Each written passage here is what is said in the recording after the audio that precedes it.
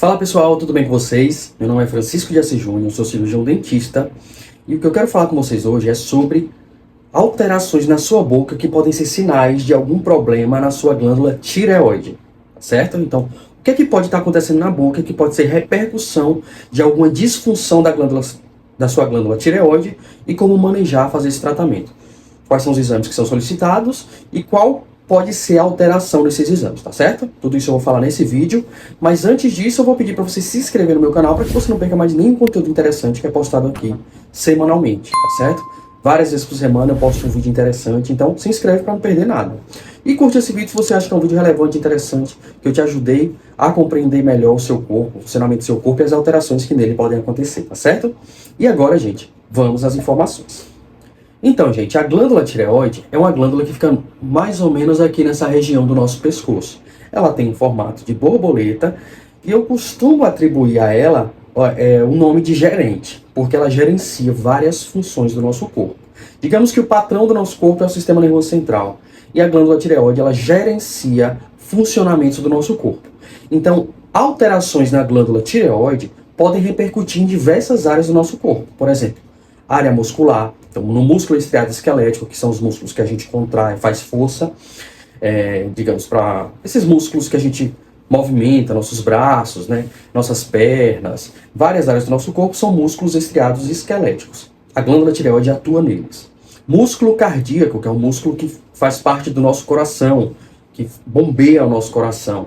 Então, a glândula tireoide também atua aí. Sistema gastrointestinal, então da boca até o ânus, absorção de nutrientes, funcionamento do sistema gastrointestinal, a tireoide também atua aí. Os hormônios tireoidianos, né? Sistema nervoso central, então a tireoide também atua nas células do sistema nervoso central e na secreção de alguns hormônios. E também, gente, no sistema respiratório, que regulando a frequência respiratória, trocas gasosas, atua nos alvéolos pulmonares, entre outras coisas. Na nossa pele também, no regulamento do funcionamento da nossa pele, na produção de alguns produtos da nossa pele. Pois bem, gente, na glândula tireoide a gente tem basicamente 3 hormônios, né? Vamos botar 4 hormônios. Temos o TSH, que na verdade não é produzido na glândula tireoide, mas é como se fosse o liga e desliga da tireoide, mandasse ela funcionar de acordo com a quantidade desse hormônio, ela pode funcionar mais rápido ou mais lenta. Então, o TSH é secretado pela nossa glândula hipófise, que fica no sistema nervoso central, que manda a tireoide trabalhar. Então, a gente observa o funcionamento da tireoide através também do TSH e 2 hormônios, T3 e T4, tá certo? Que são formados a partir do iodo que é consumido na nossa alimentação. Então, o iodo também é essencial para o funcionamento da tireoide, junto com o TSH, que vai produzir os hormônios T3 e T4, e também a calcitonina, que vai regular o metabolismo ósseo, a quantidade de cálcio no nosso sistema sanguíneo, né, na nossa circulação. Então, basicamente, para a gente falar de tireoide, a gente tem que entender o TSH, T3 e T4. O hipotireoidismo, gente, que é uma diminuição do funcionamento da tireoide, o hipo é uma baixa no funcionamento da tireoide, você vai ver uma diminuição dos hormônios T3 e T4 que são liberados nessa tireoide. Então, normalmente, quando você vai solicitar os hormônios da tireoide chamados TSH, T3 e T4, a gente observa que há uma diminuição do T3 e T4 e um aumento do TSH. Por que o TSH aumenta? Porque como existe um feedback negativo, então a partir da produção do T3 e T4, a nossa hipófise manda mais TSH ou menos TSH. Então se tem pouco T3 e T4 na corrente sanguínea, a hipófise manda mais TSH, que é como se ela estivesse literalmente gritando, tireoide, produza mais T3 e T4 que tem pouco. Então se tem pouco T3 e T4, tem mais TSH. Isso configura um quadro de hipotireoidismo, ou seja, mesmo a hipófise mandando a tireoide trabalhar, gritando para a tireoide trabalhar, a produção dos hormônios está insuficiente ou não está sendo feita. Então tem uma diminuição dos hormônios T3 e T4 que vai repercutir em várias áreas do nosso corpo, né? Um dos motivos para a diminuição dos hormônios tireoidianos, né, T3 e T4, pode ser a baixa de iodo na alimentação, que hoje é muito difícil de acontecer, porque a gente tem suplementação de iodo, principalmente no sal de cozinha. Vocês já viram que no sal tem lá dito sal iodado? E na nossa alimentação também tem iodo, inclusive nos frutos do mar. Então a baixa de iodo hoje é mais improvável de ser uma causa de hipotireoidismo. Além de ainda acontecer, né, gente? Nem todo mundo tem acesso ao iodo, então pode acontecer em alguns momentos a baixa do consumo de iodo produzir um hipotireoidismo. Outro motivo, gente, seria uma questão autoimune. É quando o seu corpo vai produzir uma imunidade contra a sua tireoide, que é o que a gente chama tireoidite de Hashimoto, né? Que é quando há uma inflamação na sua tireoide provocada por essa autoagressão. Seus anticorpos, as suas células de defesa vão agredir a sua tireoide. E isso a gente pode solicitar também um exame chamado anti-TPO, que é quando a gente avalia se tem a produção de anticorpos contra a sua tireoide, tá certo? Então isso também pode gerar um quadro de hipotireoidismo. E outras questões que podem acontecer, gente, digamos, uso indevido de medicamentos para tratar a tireoide, como a levotiroxina, hormônios, que podem alterar o funcionamento desse eixo que a gente chama de eixo hipotálamo, hipófise, tireoide. Então, essas questões podem repercutir no hipotireoidismo. E o hipertireoidismo? O hipertireoidismo, gente, é o funcionamento exagerado da glândula tireoide. É como se literalmente a glândula tireoide tivesse acelerado as máquinas de produção. Então está liberando muito hormônio T3 e T4 na sua corrente sanguínea. E isso vai repercutir em todo o seu corpo. Então você vai ficar muito acelerado. Então você pode ficar com crises de ansiedade, pensamentos acelerados, porque os hormônios tireoidianos também regulam o nível de pensamentos e liberação de alguns neurotransmissores, taquicardia, coração disparado, taquipneia, pode ter alguma alteração no seu metabolismo, então você pode perder peso, você pode ir mais vezes ao banheiro, você pode consumir grandes quantidades de alimento e mesmo assim você não ganhar peso. Tudo isso pode ser uma repercussão do hipertireoidismo, que é quando há um aumento de liberação dos hormônios tireoidianos, né? Então no hipertireoidismo, o que é que a gente pode perceber? A gente pode perceber mais hormônios tireoidianos, como o T3 e T4 na sua corrente sanguínea, e o TSH pode estar diminuído. Porque, como eu falei para vocês, existe o feedback negativo, né? A hipófise vai lá perceber, nossa, tem muito T3 e T4, então vou mandar menos TSH para a tireoide diminuir o ritmo dela. Então isso pode acontecer. Mas também, gente, pode ter muito T3 e T4 e o TSH pode estar alto.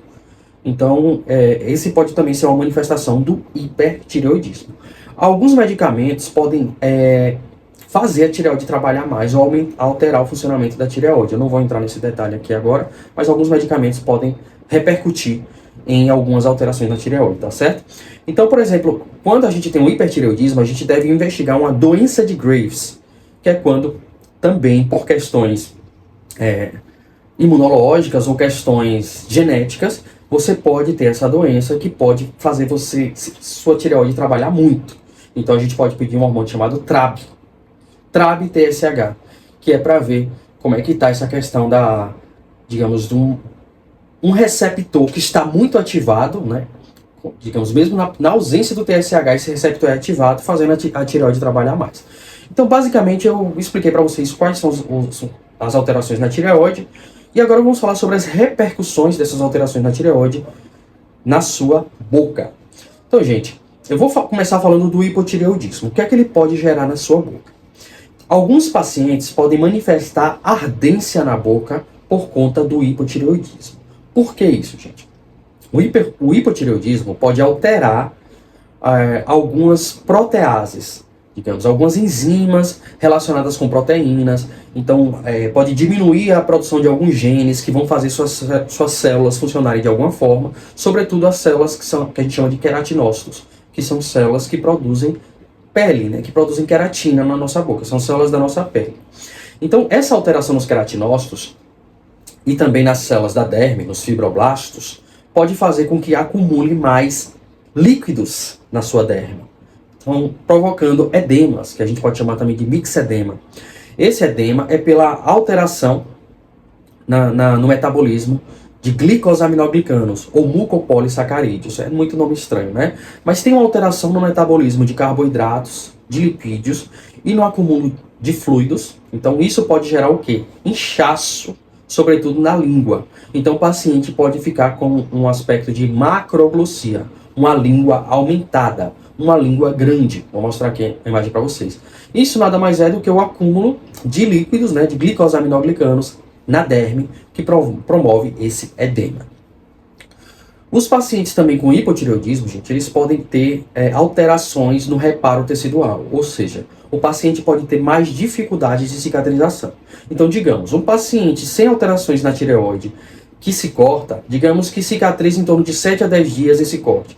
Já os pacientes com hipotireoidismo, eles podem demorar de mais, um exemplo, 20 dias para essa cicatrização. E também esse corte pode gerar mais dor e pode aumentar a fase aguda do processo de reparo tecidual. Nessa fase aguda é onde tem dor, onde tem mais sangramento, onde não tem ainda aquela crosta, aquela casca da ferida. Então, os pacientes com hipotireoidismo, eles podem ter mais aftas, e essas aftas podem demorar mais para cicatrizar, tá certo? Como há uma alteração, né, no acúmulo de fluidos, como os glicosaminoglicanos, né, na alteração no mecanismos de células inflamatórias, como os linfócitos, esses pacientes também podem ter mais líquen plano, que é uma condição autoimune que acontece nas mucosas, que a gente chama mucosa jugal, dos dois lados, que são bilaterais, né? Então é uma característica mais esbranquiçada e também avermelhada, inflamatória, que às vezes arde, coça, irrita, principalmente em mulheres. Então esse hipotireoidismo pode gerar esse líquen plano, pode estar relacionado com o hipotireoidismo nessas mulheres, tá certo? Uma outra alteração, gente, é uma língua, uma superfície da pele da boca mais atrófica. Porque como há uma alteração no metabolismo dos queratinócitos, então esses queratinócitos, eles têm digamos, uma função. Eles nascem, né, que são a camada basal, crescem, que vão ser as camadas espinhosa, granulosa, e morrem, que é a camada córnea. Então, a função desses queratinócitos é produzir queratina. Como há uma alteração, uma lentificação nesse metabolismo desses queratinócitos, há uma diminuição na produção de queratina e uma diminuição na camada de pele. Então a língua, né, a superfície da boca pode ficar com a pele mais fina. Então pode ficar com uma característica mais avermelhada, uma característica mais atrófica. E essa característica pode deixar o paciente suscetível a mais agressões. Então quando o paciente consome um alimento pigmentado, condimentado, apimentado, alguns alimentos ácidos, ele pode sentir ardência na boca. Então ele pode sentir uma ardência até quando ele não está consumindo nada. Então pacientes com ardência na boca também devem ser investigadas alterações na tireoide, tanto pelo acúmulo do edema, né, dos glicosaminoglicanos, do acúmulo de linfócitos, como também da diminuição da espessura da pele da sua boca, que pode também gerar essas agressões mais intensas, gerando dor, certo? Ardência na sua boca. Outra coisa que o hipotireoidismo pode causar, gente, como ele regula o nosso sistema gastrointestinal e o metabolismo de lipídios e carboidratos, essa digestão dos carboidratos e também dos lipídios começa pela nossa boca, através de uma enzima chamada amilase salivar e também lipase salivar, que são enzimas liberadas pela nossa saliva. Como esse metabolismo desse paciente fica mais lento, também pode haver uma diminuição da salivação. Então o paciente pode ter menos saliva na boca. Então pode ter uma boca seca, uma sensação de boca seca. Isso também pode prejudicar a percepção do sabor de alguns alimentos, porque a saliva é essencial na lubrificação do bolo alimentar e no desencadeamento de receptores da língua de sabor. Então o paciente pode sentir menos o sabor dos alimentos e também pode ter uma salivação menor, o que pode prejudicar a digestão, né, e o metabolismo de carboidratos e lipídios. E essa salivação menor pode deixar a boca também desprotegida. Então pode ter alterações no pH da sua boca, que pode favorecer tanto cáries, como também infecções fúngicas, como a candidíase oral. Porque quando há uma alteração na salivação, há um desequilíbrio da microbiota da nossa boca, que são as bactérias da nossa boca. E esse desequilíbrio, gente, pode favorecer o crescimento do fungo cândida, que naturalmente já está presente na nossa boca, só que ele é suprimido pelo equilíbrio da microbiota oral. É como se as bactérias reservassem um espaço só para a cândida e ela não conseguisse crescer, porque essas bactérias ocuparam os outros espaços. Mas quando há um desequilíbrio da microbiota provocada pela diminuição da salivação, isso vai favorecer o aumento do fungo cândida, gerando a candidíase, que também gera inflamação, gosto metálico na boca, aumento do consumo de carboidratos por esses fungos, e tudo isso pode gerar outras repercussões, né? Outras repercussões também, gente, além da boca, como na cabeça e no pescoço, pode ser uma situação que a gente chama de madarose, que é uma perda do terço final da sobrancelha. Então esses pacientes podem perder cílios e esse terço final da sobrancelha, que é o que a gente chama de madarose, quando a gente observa a face do paciente. Pode ter também o acúmulo de edemas no rosto, como por exemplo nos olhos, pode ter um bócio, que é um aumento digamos, do tamanho, né? Um edema na tireoide que pode gerar um aumento aqui no pescoço, que é o que a gente chama de bócio.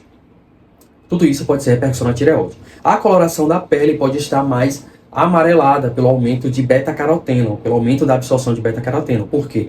Os hormônios tireoidianos também regulam a vitamina a absorção de vitamina A e o metabolismo da vitamina A no nosso corpo, bem como também vitaminas do complexo B. Então, se você tem uma alteração no funcionamento da tireoide, você tem uma alteração nesse metabolismo da vitamina A e pode acumular o beta-caroteno, que é, digamos, um percussor da vitamina A, tá certo? Isso pode acontecer, gente, tanto no hipo quanto no hipertireoidismo. Porém, as alterações do hipertireoidismo podem ser mais relacionadas também à hipossalivação, porque o paciente com hipertireoidismo, ele libera mais neurotransmissores que agitam eles, como por exemplo, adrenalina, noradrenalina, cortisol, e tudo isso também diminui a salivação, e esse paciente pode ter a boca mais seca, tá certo? Então no hipertireoidismo a gente pode ter também o acúmulo de edemas, né?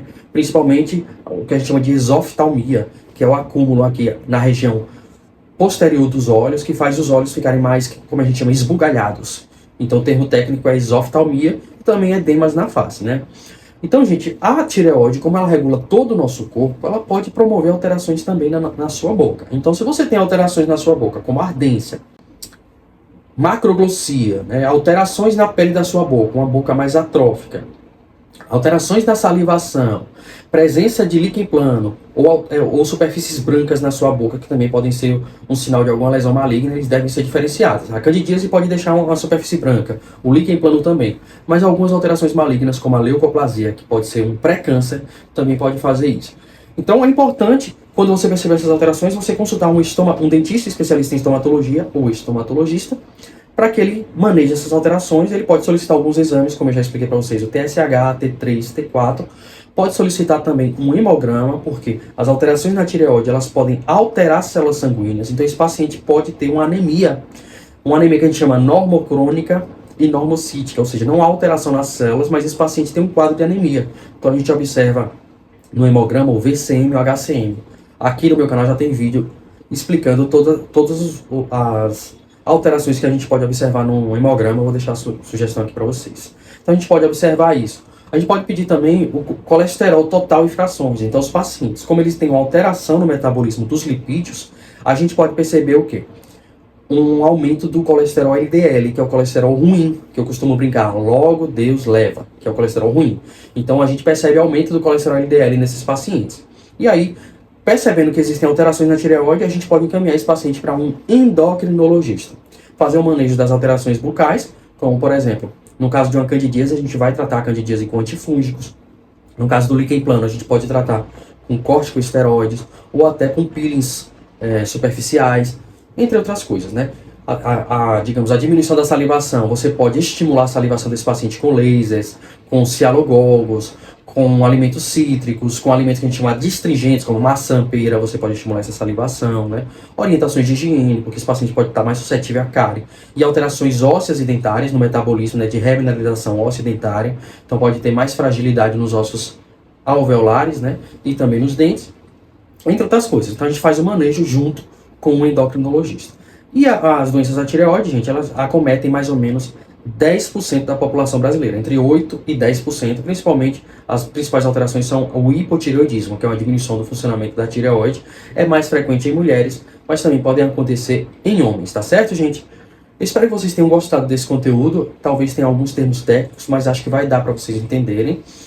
Se você gostou, gente, curte esse vídeo para que ele chegue para mais pessoas. Se inscreve no meu canal para você não perder mais nenhum conteúdo a partir de hoje. Só é conteúdo interessante, relevante, pautado no mais alto nível de evidência científica. Para quem precisa de consulta, eu vou deixar o WhatsApp aqui que vocês podem falar com a minha auxiliar, tá certo? E também estou em outras redes sociais como no Instagram e no TikTok. Qualquer coisa, deixe nos comentários. Até a próxima, gente.